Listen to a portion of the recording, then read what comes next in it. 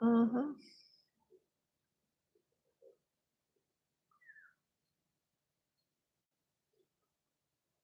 Mhm.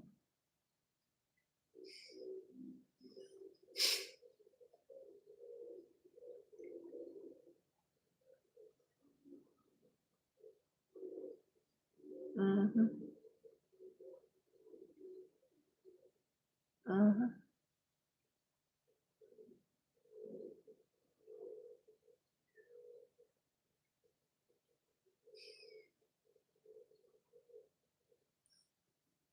Mhm.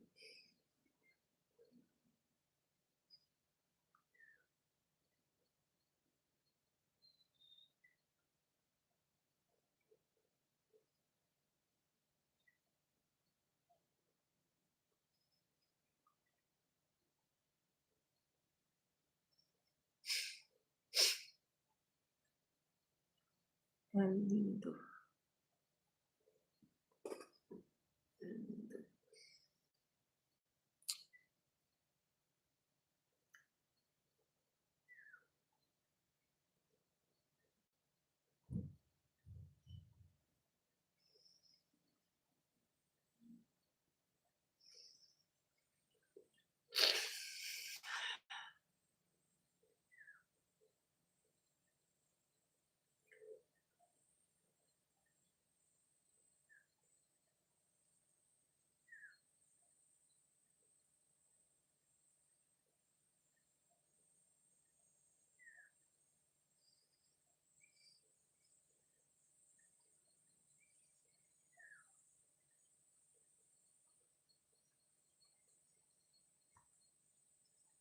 Mhm.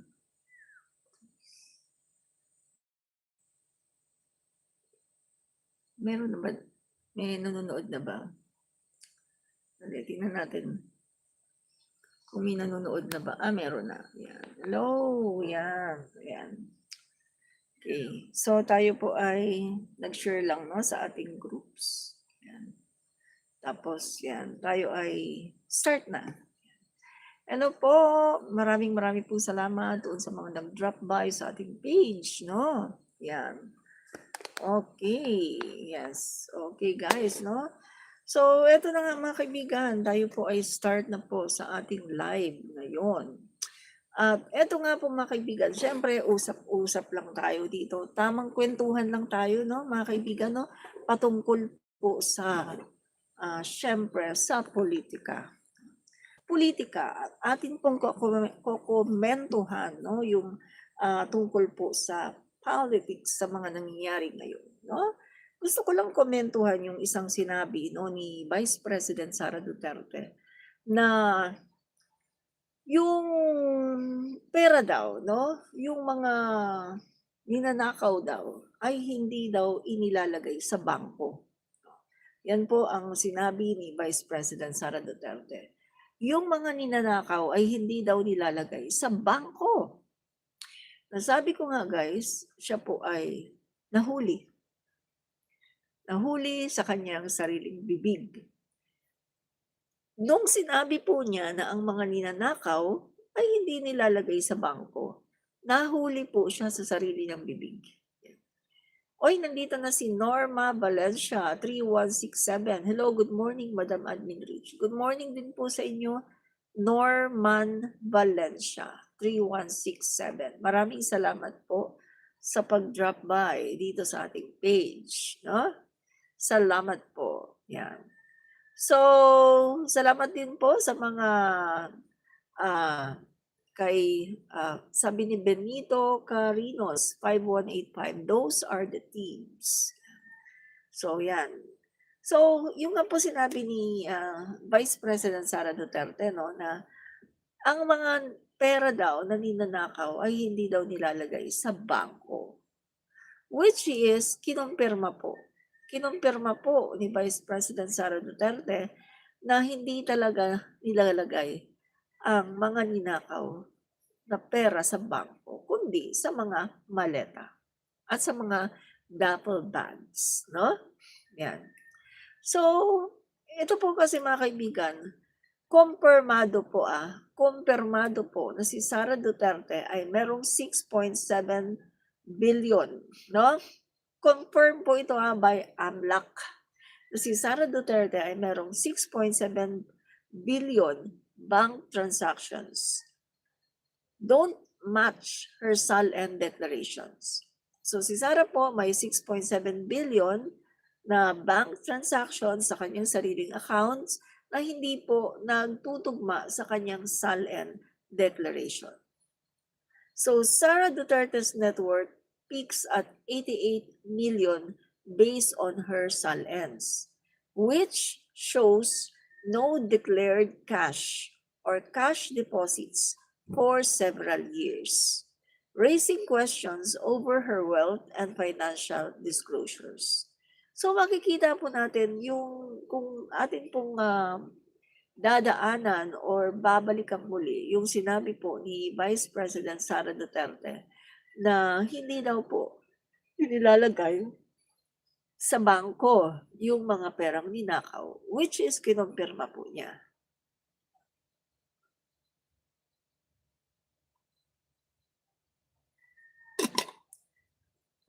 Simple lang po dahil ito po yung kanilang naging katuwiran kung bakit wala sa SALN, no? Kasi guys, no? Doon sa SALN niya nakalagay po ay no cash, no? Wala siyang cash. Ayan, no? Nakalagay doon na no declared cash or cash deposits for several years. At 88 million lang ang kanyang SALN na diniklara. Pero nalaman po, confirmed by AMLAC na siya po ay merong 6.7 billion bank transactions. So, ibig po sabihin, dito pa lang mga kaibigan, ay pwedeng-pwede na siyang makonvict sa kasalanan ng kanyang pagsisinungaling sa kanyang SALN at pagtatago, no? At dito, papasok din yung tanong na saan galing? Saan galing ang 6.7 billion na pera? Nasaan galing? Sino ang nagbibigay? Sino ang nagde-deposit? Para saan ang deposit na ito? So lahat po yan, kailangan po yung sagutin ni Sara Duterte dahil kinumpirma po mismo ng AMLAC. AMLAC confirm na ito nga si Sara ay merong 6.7 billion bank transactions. Yeah. So, dali guys, papatayin ko lang yung hangin ko. Hangin.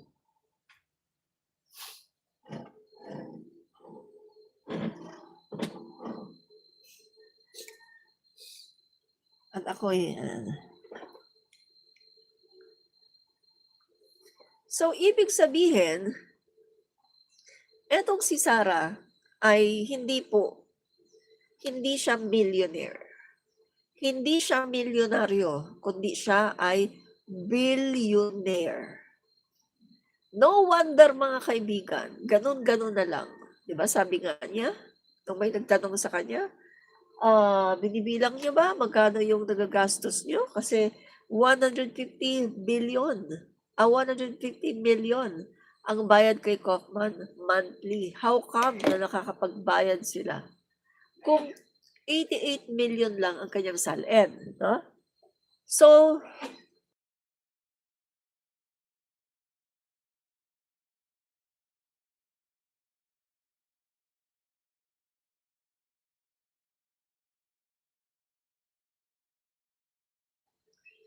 yan po yung tinatanong ng masang Pilipino.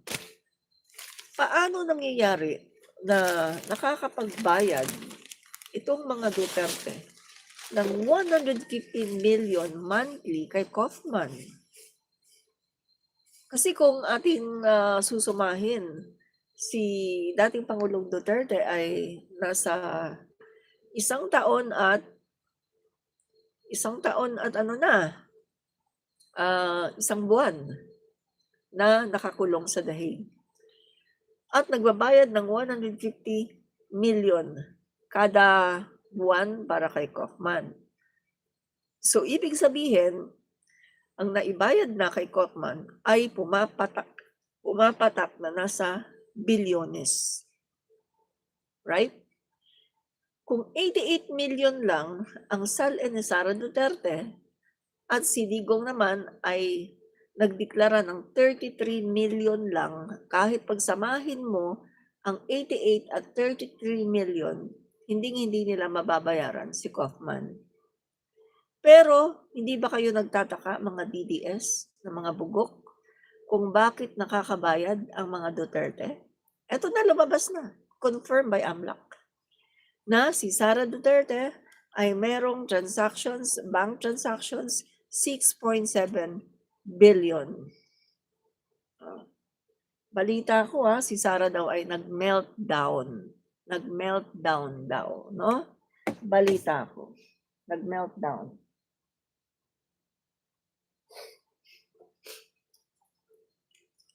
Nagpapatawa ang isang DDS, free service daw kay Kaufman.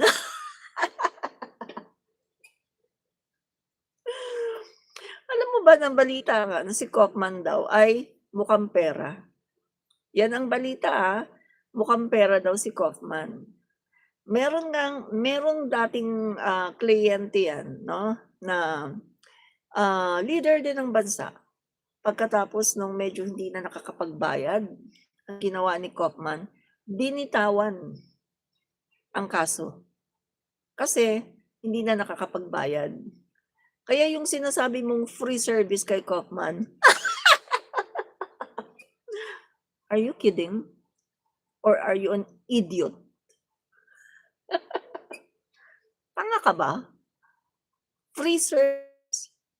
Dito nga sa Pilipinas, wala nang libre. Diba? Tanga. Bobo. DDS ka nga talaga. Diba? So, ayun mga kaibigan, gising-gising lang ng mga DDS, no? Ngayon alam na natin kung bakit nakakapagbayad sila kay Kaufman 150 million per month. At kahit na umabot pa yan ng 10 taon, patuloy pa rin silang makakapagbayad dahil ang laki pala ng kanilang mga pera na hindi nila nilalagay sa bangko. So, alam na alam ni Sara Duterte nang galing sa kanyang bibig na ang mga ninanakaw hindi nilalagay sa bangko. See? Sa maleta daw nilalagay. So ngayon ang tatanungin ng taong bayan. Saang maleta mo nilagay etong mga pera mo at saan mo ito itinago? Saang vault? Saang vault mo tinago yan? Anong ginawa mo sa mga pera mo? Guys, ang daming pera ng mga Duterte. Ang daming pera ni Sara.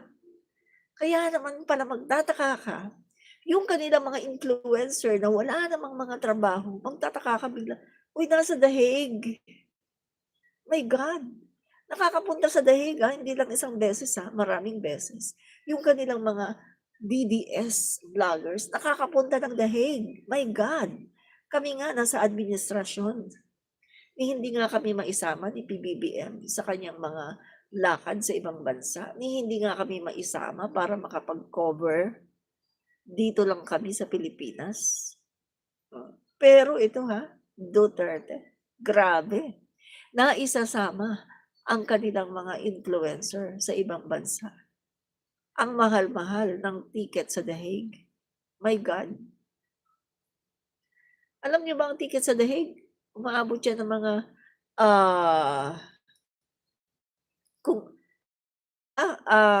rough estimate nasa lower pa to nasa mga 300,000.